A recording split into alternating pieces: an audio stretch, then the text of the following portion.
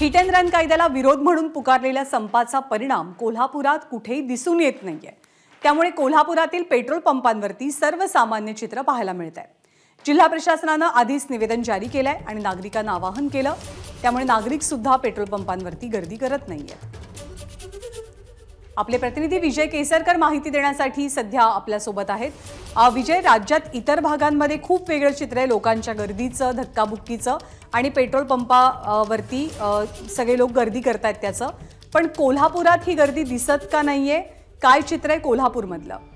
ज्ञानदा अगदी बरोबर आहे। संपूर्ण महाराष्ट्रातील चित्र वेगळं आहे आणि कोल्हापुरातील चित्र हे वेगळं म्हणावं लागेल, कारण कोल्हापुरातील सर्व पेट्रोल पंपावर अशा पद्धतीने सर्वसामान्य चित्र आहे ते पाहायला मिळते। कारण कुठेही गर्दी करत नाहीत, कुठेही या ठिकाणी गोंधळ होताना आपल्याला पाहायला मिळत नाही। याचं कारण म्हणजे जिल्हा प्रशासनानं आधीच या ठिकाणी सर्व नागरिकांना आवाहन केलं होतं की कोल्हापूर जिल्ह्यामध्ये कुठेही पेट्रोल पंपाचा तुटवडा नाही। कोल्हापुरातील ज्या संघटना होत्या त्या सगळ्यांनी या ठिकाणी या संपामधून माघार घेतली होती आधीच। त्यामुळं या ठिकाणी जो पुरवठा होणार होता तो पुरवठा सुरळीत आहे।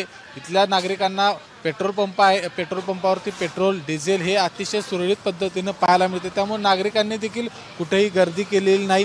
फक्त नागरिकांनी जे 100 रुपयाचे पेट्रोल टाकत होते ते 200 रुपयाचे पेट्रोल टाकत आहेत। म्हणजे कुठंतरी मनामध्ये भीती देखील या नागरिकांच्या मध्ये आहे की कदाचित उद्या परवा जर बंद झालं तर आपल्याला कुठेही तोटा सहन करावा लागू नये किंवा त्याचा त्रास सहन करावा लागू नये, म्हणून नागरिक फक्त जादाचे पेट्रोल आहे ते आपल्या गाड्यांमध्ये टाकून जातात आपल्याला पाहायला मिळतात।